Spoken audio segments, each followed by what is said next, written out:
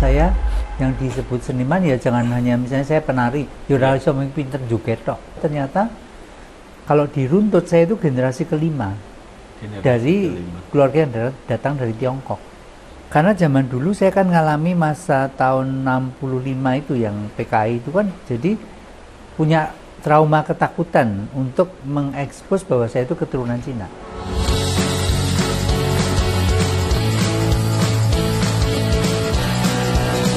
Pemirsa Terminal Mendut, hari ini Terminal Mendut kedatangan seorang maestro.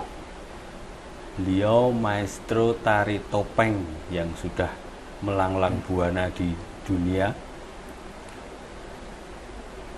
Beliau lahir tanggal 13 November, betul ya?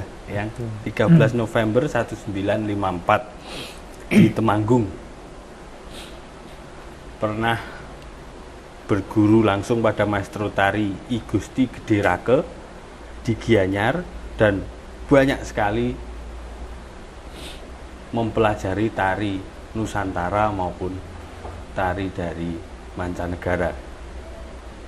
Eyang Didik Ninitowo, apa kabar Eyang? Baik, puji Tuhan, alhamdulillah semuanya baik. Semua berkat yang di atas. Kalau kesibukan akhir-akhir ini mungkin ya mengembalikan segala sesuatunya setelah 2 tahun lebih kita terpenjara, terbelenggu ya karena COVID kan. Ya. Nah, sekarang sudah mulai merangkak pelan-pelan. Memulai lagi untuk beraktivitas seperti mengajar, ada talk show, ya, keluar daerah, kemudian pertunjukan. Nah, itu udah mulai sekarang ini. Selama COVID itu terhenti semua ya? Sangat. Ya, dampaknya luar biasa memang, itu seluruh dunia itu. Iya. Khususnya untuk seniman itu dampaknya seberapa besar? Wah, kalau seniman jelas Mas, apalagi seniman seperti saya ya, yang memang penghasilannya atau income-nya dari pertunjukan. Kalau seniman yang menjadi pegawai pemerintah sih no problem, ya kan? Pandemi pun kan digaji bulanan. Nah, kalau saya yang gaji siapa, ya kan? Karena kan tidak ada kegiatan, ya udah nggak ada income sama sekali. Nggak ada panggung, nggak ada ini. Nggak ada panggung. Ini ada siasat khusus selama COVID itu kemarin? Ya, yang jelas itu kan kemudian kita menghidupkan YouTube, tapi kan YouTube penghasilannya seberapa sih Mas? Ya, iya. Hasilnya masih dibagi dengan tim kreatifnya, ya kan? Jadi istilahnya ya kalau dibilang lumayan, tapi kalau dibilang orang bejaji, ya. Iya. Iya. Bahasa Indonesia orang bejaji nanti lihat di Google. Artinya apa orang bejaji? Iya, ya gitu. Tapi kan semua harus kita lakukan. Untung saya sering diminta untuk webinar. Saya jadi narasumber. Saya diminta untuk sharing tentang seni budaya. Nah, dari hasil perjalanan saya sekian puluh tahun itu, saya memang dasarnya senang belajar, Mas. Entah itu lewat interview, entah itu ketemu dengan maestro, ketemu dengan banyak orang, ketemu dengan banyak maestro dari banyak daerah. Nah, itu ternyata berguna sebagai pengetahuan yang bisa saya sharingkan kepada generasi muda. Jadi untuk sikap sebagai seniman itu juga harus memperbanyak pengetahuan sehingga ini ya nantinya ilmu yang didapat itu bisa ditularkan kembali gitu ya. Iya. Kalau menurut saya yang disebut seniman ya jangan hanya misalnya saya penari, ya ora iso pinter joget tok. Gitu. Kalau bisa kan all round kan begitu. Menjadi all round itu banyak manfaatnya, ya kan? Kalau kepepet, nilailah bisa masak sendiri, ya kan? Ternyata bisa nyanyi, nah bisa dimanfaatin. Bisa melakukan kerajinan tangan itu bisa jadi yang namanya belajar ilmu pengetahuan itu memang asal kita mau belajar, asal kita niat, ya nggak ada kata-kata terlambat dan nggak ada kata-kata atau nggak ada lingkup yang kecil, nggak ada, bisa luas seluas-luasnya. Tidak dibatasi pada bidang tertentu gitu. Bener, iya. Kalau misalnya sekarang hanya mau nari tok, ya udah. Nanti kalau nggak ada aktivitas nari kan terus ngapain? Ya. Gitu kan? Jadi kan ya terus kemudian terbatas. Ya. Tapi kalau kita mau belajar yang lain, ya kan jadi lebih luas, hubungannya luas, pengetahuannya lebih luas, dan ini kan bisa dibagikan. Ya. Nggak akan ada habisnya. Tentang tari, apakah juga terkait yang dengan bidang lain memang bidang lain atau keterampilan lain? Iya, banyak sebenarnya. Ya. Misalnya dengan masalah desainer. Desain. Seorang penari kalau bisa desain kostum sendiri, udah nggak usah sewa desainer kok. Justru malah lebih sesuai, lebih cocok karena dia menciptakan tarian ini sudah ada bayangan, oh kostumnya harus begini, bahannya harus dari ini, warnanya harus dari ini. Nah itu kan ada ilmu tersendiri. Yang sebenarnya itu ada jurusannya khusus desainer. Tapi kalau bisa dikuasai, why not? Tata rias, bisa dandan sendiri, bisa make up sendiri, bisa make upin orang lain, ya. Nah kebetulan saya kan juga dosen tata rias, gitu. Bisa manajemen, pengetahuan manajemen, mengelola, ya kan? Bisa juga jadi IO jadinya kan, IO ataupun karena begini. Kalau seniman menjadi IO akan beda dengan IO umumnya. IO umumnya itu kan hanya istilahnya bekerja untuk golek bati. Objeknya seniman, kan begitu kan? Kalau diakui lo ya. Tapi kalau seniman yang menjadi IO itu ada dua kemungkinan. Ono sing kejem karena bersaing sesama seniman, tapi ada yang kemudian punya rasa. Ya. Jadi kan kalau orang punya rasa itu kan cara menghargai seniman kan dia tahu bagaimana. Dan dia ada ini ya, ada invention atau ada ada empati, ada istilah tepo seliro lah kalau di Jawa gitu. Orang ngawur, perawatan golek badi tok, kan begitu kan? IO pun juga begitu, kembali ke sifat pribadi seseorang. Ada kan IO yang memang kejem, deh seberapa peduli penting aku badine ukeh. Seniman nek keporo ya dipletet regane kan begitu kan. Ada juga yang begitu. Saya ngalami IO yang kelakuannya begitu itu. Tapi ada IO yang memang dia respect. Dia punya bisa menghargai seniman ya. Karya seni, betul, ada juga yang begitu. Kembali manusia kan hanya dua jenis kan. Gitu. Gimana ya? Seniman ada dua jenis. Sing apik karo sing elek to.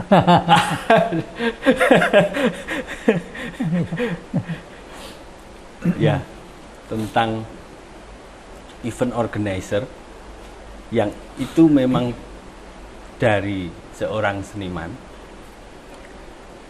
itu kelebihannya selain tadi lebih manusiawi, untuk produknya sendiri ya. Produk eventnya itu apakah mungkin ada perbedaan dengan IO yang cuma hanya mengkoordinir sebuah acara? Perbedaannya pemahamannya. Betul. Dalam memilih kualitas. Karena kalau mungkin kalau ini interpretasi saya ya. Mungkin bisa salah, bisa benar. Kalau seorang seniman dia kan bisa lihat kualitas. Bisa merasakan kualitas yang benar. Tapi kalau IO yang bukan seniman kan keterbatasan, dia punya keterbatasan cara menilai sebuah seni pertunjukan dan memahami. Makanya tadi saya bilang kalau seniman yang jadi IO dia pinter manajemen, itu kan hanya dua macam itu tadi. Kalau yang baik dia pasti bisa menghargai sesuai. Tapi nek sing pancen ora apik ya padha wae to. Keporong golek badi sing akeh, senimane diplotot honore kan begitu. Ya kan tipenya kan cuma dua itu kan. Cuman bedanya kalau yang memang dari seniman, cara dia menilai sebuah seni pertunjukan akan punya nilai plus lah dibanding yang IO tidak punya pengalaman seni sama sekali. Karena mengamati dan melakukan kan beda. Iya. Pemirsa mungkin kita belum tahu ini. Eyang Didik Ninitowo itu nama aslinya siapa? Saya itu punya nama banyak, Mas. Jadi ada berapa nama itu yang aku lahir? Dan mungkin ada sejarahnya. Ya. Saya lahir memang dari Kota Temanggung. Dulu kampung saya itu waktu saya lahir di Kampung Banyurip namanya. Banyurip itu di atas stasiun ya, stasiun yang lama dulu. Kalau kemudian pindah ke Kampung Brojolan. Nah itu ya istilahnya jaraknya ya cukup lumayan jauh lah dari Kampung Banjar ke Brojolan di Kota Temanggung, tapi masih dalam kota. Nah aku lahir dari akulturasi dua budaya. Bapak saya seorang keturunan Tionghoa, ibu saya Jawa. Jawanya aja nggak tanggung-tanggung dari Banyumas. Makanya saya punya darah Banyumas sebenarnya. Jadi kalau dari saudara ibu saya itu ngomongnya ngapa-ngapa kepriwe, maning-maning kayak kiye, telek bebek tuli dimek-mek ya melenyek kan gitu. Kira-kira gitu. Nah kalau papa saya dari keluarga Tionghoa. Nah saya sempat sebelum ayah saya kan meninggal baru kurang lebih 3 tahun yang lalu. Sempat saya mendapatkan catatan silsilah dari ayah saya, tulisan tangan masih saya simpan sampai sekarang, bahwa ternyata kalau diruntut saya itu generasi kelima dari keluarga yang datang dari Tiongkok. Jadi kalau menurut tulisan dari ayah saya, ada 3 bersaudara laki-laki semua datang dari Tiongkok ke Nusantara. Mungkin dulu belum nama Indonesia ya, karena tahun berapa kan kita nggak tahu. Lalu ketiga bersaudara ini punya istri orang Jawa, orang Indonesia. Kemudian punya anak.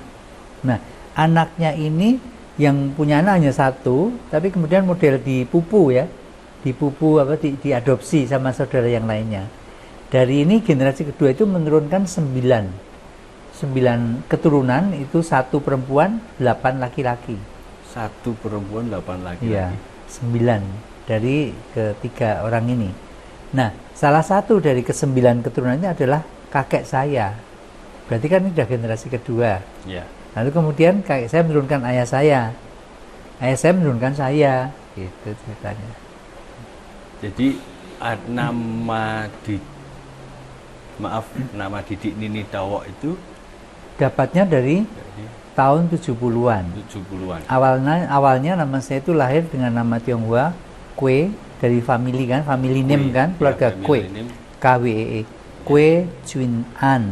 Kue Chun, sebenarnya Chun An.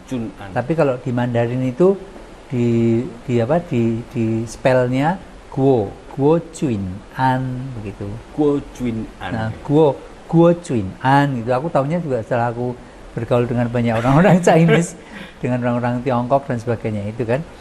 Karena zaman dulu saya kan ngalami masa tahun 65 itu yang PKI itu kan, jadi punya trauma ketakutan untuk mengekspos bahwa saya itu keturunan Cina. Karena kan diskriminasinya masih kuat zaman itu kan. Ya. Bahkan KTP pun kan ada dikasih tanda kan zaman Soeharto itu. Oke, keturunan Cina. Jadi mau sembunyi dimanapun tetap ketahuan. Kan sampai begitu kan. Itu yang umur berapa kira-kira? Umur 11 tahun.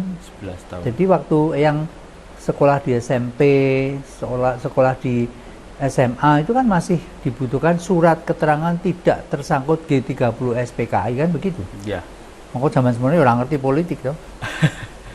Peraturannya itu kan zaman Soeharto kan begitu kan. Kayak dipikir ya ramutu ya. Cek Bayu kok terus ngerti politik itu, jadi disangkut pautkan gitu loh.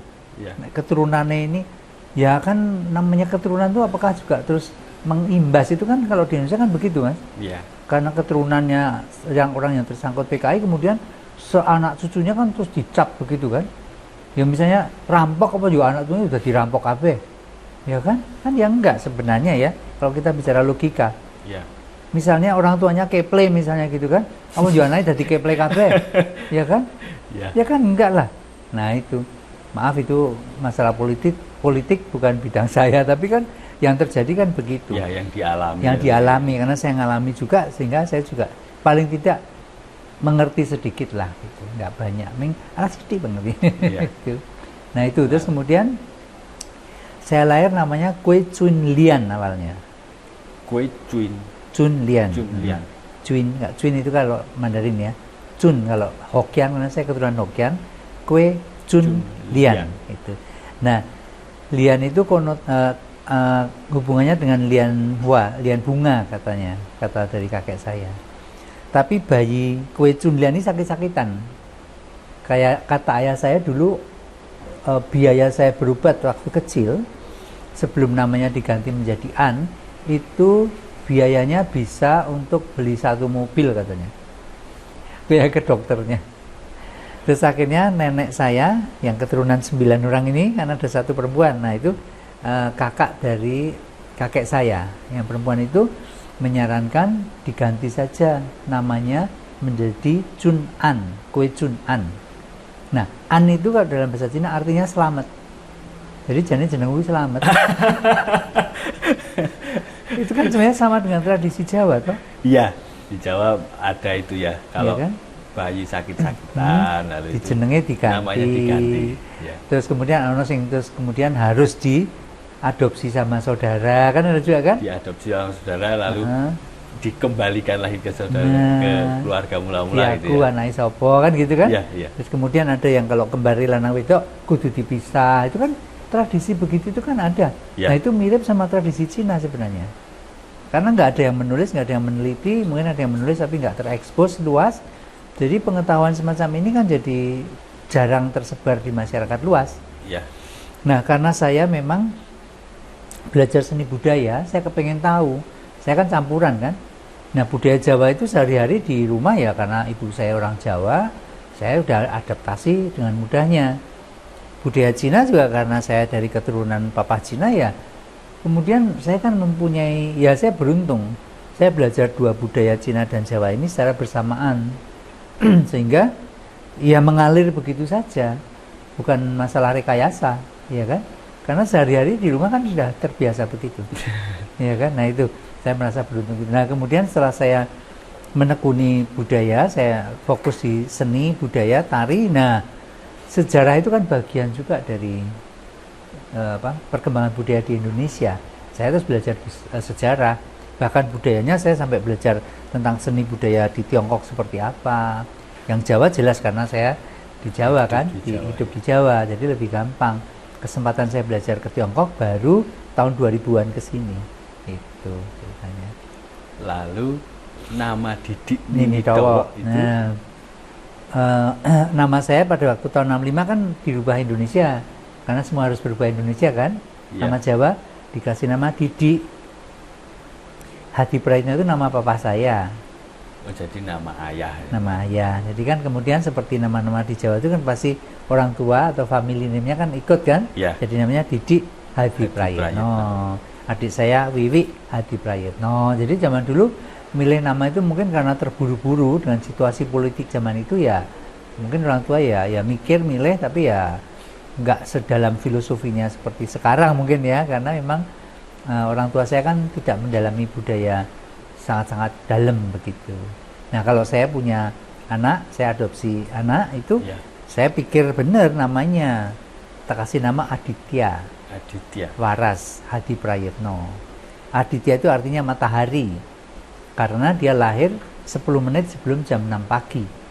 Jadi misi atau harapannya adalah bahwa anak saya itu nanti akan menjadi bermanfaat bagi orang lain. Seperti matahari kan bermanfaat untuk dunia, untuk universe kan. Tujuannya itu menghangatkan, ya. Bersinar itu kan bermanfaat. Waras supaya sehat. Karena masa kecil anak saya juga sakit-sakitan.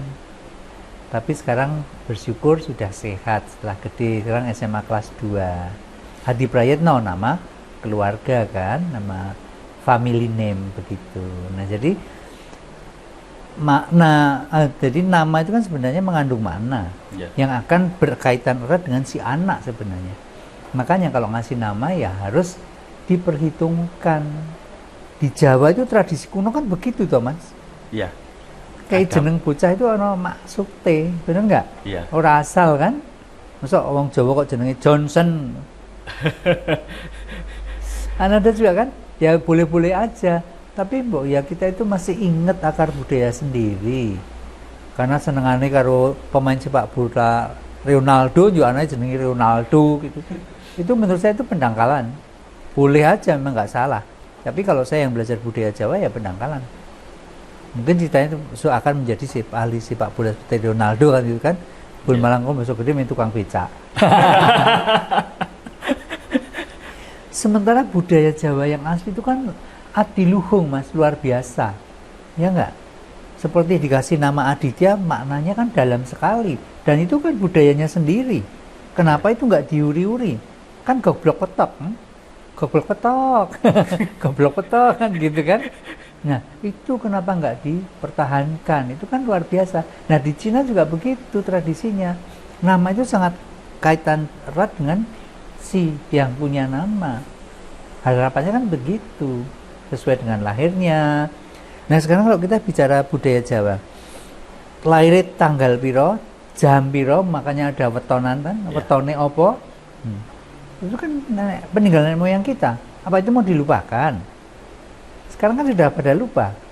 Itu harusnya lebih digali kembali. Ya. Kalau saya, walaupun saya keturunan Cina, poso weton saya melakukan. Karena zaman dulu akulturasi budaya Cina Jawa itu luar biasa. Di Temanggung Paraan itu sudah biasa begitu-begitu. Magelang mungkin saya rasa juga begitu. Kakek saya itu Cina, tapi penggemar gamelan, penggemar wayang kulit, ketoprak, katam itu saya kalau ngomong begitu. Bukan pelaku, hanya penggemar menikmat. Nah, saya ketularan kakek saya, sering dijak nonton wayang kulit, sering tidak nonton ketoprak ini itu. Nah, itu kan yang tertanam di diri saya sejak kecil. Itu termemori. Jadi saya mencintai itu karena Witing Tresno Jalaran Saka Kulino. Ya. Nah, itu kan filsafat Jawa. Pengalaman dengan kesenian, bersinggungan dengan seni sudah dari kecil. Mungkin dari sebelum lahir ya. Bener. Bener, dari bayi. Kan ibu saya juga karena orang Jawa ya kan seneng bungsu lenggeran karena dari Banyumas toh. Iya. Dari saya di perut itu sudah begitu. Tontonannya film India, sing aku jogetan gitu itu kan udah menjadi satu kan. Iya. Nah, kakek saya itu walaupun seorang Tionghoa, sobone kelenteng, saya sering diajak ke kelenteng karena kan Konghucu dulu kan. Iya. Konghucu kan bukan agama sebenarnya, itu kan filsafat kan, filsufus ya, filsuf ya gitu. Kemudian kakek saya itu juga kejawen mas, gurunya Kiai Jowo. Nah itu kan yang nggak diketahui. Gurunya ada di Maron Temanggung ya, dari sana. Sampai dia punya saudara seperguruan, Mbah Mantri namanya, dari kampung di desa Sendang. Di Maron, di dekat makam Maron dengan di situ, desanya Sendang. Sampai detik ini dengan keturunannya saya masih dekat. Nah itu teman atau saudara seperguruan sak kiai. Coba nek dipikir itu kan sudah akulturasi toh. Mengatasi wong keturunan Cina, sinau karo kiai Islam Jawa. Nah, filosofinya luar biasa. Dia mendidik saya gimana carane poso mutih, moso kalong, moso ngrowot, pati geni, ngapit weton. Itu yang didik kakek saya loh. Yang Cina itu tadi. Nah itu kan akulturasi yang kadang-kadang tidak dibuka di masyarakat luas. Saya mengalami. Saya baru tahu setelah 15 tahun kakek saya meninggal, beliau itu nyimpen pusaka 3 pusaka ini ternyata pusaka zaman Mataram kuno. Kan beda, dengan ukurannya kan lebih besar kan? Atau Mataram Kedu. Pernah dengar kan? Mataram Kedu. Nah pernah dengar belum? Bisa ceritakan ya, Mataram Kedu itu seperti apa? Nah itu Mataram kuno mas. Mas kalau pernah dengar, ada di daerah Temanggung itu wayang kulit ning gaya Kedu. Itu ada mas, lebih besar ukurannya. Memang yang ukuran-ukuran yang gaya Kedu ini, Mataram Kedu yang disebut Mataram Kedu itu, itu lebih besar gagraknya atau bentuknya. Baik itu wayang kulitnya maupun pusaka-pusaka seperti keris tombak dan sebagainya, itu ukurannya lebih besar. Nah saya punya 3 pusaka ini yang akhirnya nempel ke katanya, kalau pusaka yang gulai judun itu katanya kan gitu kan. Akhirnya setelah 15 tahun kakek meninggal baru itu muncul dan sekarang saya rawat gitu. Nah itu piye wis kuwi. Kan sudah nggak bisa dipilah-pilah toh. Iya. Masa aku harus dibelek terus iki Cinone pirang persen, iki Jawane pirang persen. Ya kan? Jadi Cina dan Jawa itu sudah menubuh dalam ini ya, dalam laku dan dalam sikap itu ya. Betul, itu memang sudah dari dulu dan itu kan alami mas, bukan rekayasa, benar nggak? Ya. Bukan rekayasa ben selamat aku tak ngawini wong Jawa, kan bukan begitu. Itu rasa toh, olah rasa itu kan dari rasa. Ya. Wong ini namanya jodoh kan Gusti Allah ta, Mas. Ibu saya jauh-jauh saka Sidoarjo ngopo golek bojo tekan Temanggung misalnya gitu kan. Sidoarjo Temanggung adoh banget toh. Nah, itu kan namanya jodoh, itu kan Tuhan yang atur. Nah, gitu loh. Nah, kalau menurut cerita kaitannya dengan politik dan sebagainya, Cina Jawa itu dulu kan rukun. Tapi zaman Londo, Belanda itu kan takut. Nah, iki rukun kan kuat banget kan, dipecah belah. Itu faktor politik. Ben ora rukun, perang. Nah, ini kan uteke wong Londo jan-jan. Lah, kok jangankan Cina Jawa, keraton aja dipecah belah bisa. Ya. Benar nggak? Jogja Solo itu kan juga dari politik dividi et impera kan. Nah, itu kita belajar, saya belajar hal-hal itu jadi ben ngerti ngono lho, Mas. Ya. Jadi kita jangan mikir kebencian saja. Kita harus wise, harus bijak, harus cerdas. Ini loh sejarah Indonesia yang ngono kuwi. Apa sebabnya terjadi kok bentrokan? Ya karena kepentingan politik. Sekarang dengan adanya sosial media semua udah terbuka kan? Jadi kan kita bisa baca peristiwa 65 itu dulu siapa dalangnya, itu kan juga tertulis kan di sosial media. Benar enggak? Tapi itu kan bukan ranah saya. Tapi kan saya juga boleh dong belajar supaya tahu. Oh, ternyata biang keladine ini misalnya begitu kan. Oh, sejarahnya itu begini. Kan kita juga harus tahu. Jadi kalau kita apa-apa nggak tahu kan gampang dikoploi, gampang digobloki, gampang diprovokasi. Nah, jadi orang pintar itu memang penting. Nah, wong goblok ini juga kaya kebo, Mas. Kon ngalor-ngalor, ngidul-ngidul. Plunga-plungu ya. Nah, makanya jadilah orang yang pintar, ya belajar. Jadi ben ora digadai kan gitu kan istilahnya. Gitu. Ya. Sekarang bercerita tentang pengalaman berkesenian yang mungkin bisa diceritakan yang kapan mulai berkesenian. Ya, bersinggungan dengan seni atau. Tadi nih tahu belum dirampung. Oh iya. Jadi setelah saya dari kecil kan ini memang berkaitan. Ya. Saya senang nari dari kecil memang. Dulu nari di gereja dari kecil kan, tapi gerak dan lagu masih. Kemudian setelah itu belajar sama teman-teman, ya kan di Temanggung itu kan orang nongin seneng sanggar-sanggar seperti sekarang tuh Mas, zaman biyen tuh. Golek guru yang ngalipol. Tapi ada di sana orang yang pinter main ketoprak, pinter main wayang wong kan gitu. Nah, saya kenal dengan namanya almarhum Pak Gianto. Pak Sugianto itu, dia tuh pinter ngetoprak, pinter wayang wong, bisa nabuh gamelan, bisa ndalang. Ya kualitasnya seberapa saya nggak tahu karena dulu kan taunya saya wah dia hebat kan gitu kan. Terus tapi profesi sehari-hari dia adalah tukang cukur. Nah, itu saya mengenal pertama tari Bali yang gaya ketoprak. Terus saya belajar wayang wong, joget itu dari teman sekolah saya. Namanya Mbak Sumiasih. Yang memang dia seniman banget. Bisa nembang ini, saya belajar dari itu. Lalu di sekolah zaman dulu kan pelajaran tembang ada, Mas. Karawitan ya ada toh. Zaman SMP, saya kan di SMP negeri. Itu ya sinau karawitan, sinau nembang. Ketawang Sugo Kastawa itu saya belajarnya dari SMP, Mocopat, Pocong, tembang-tembang Mocopat, Pocong, Asmaron Dono, Dandang Gula itu kan dari SMP.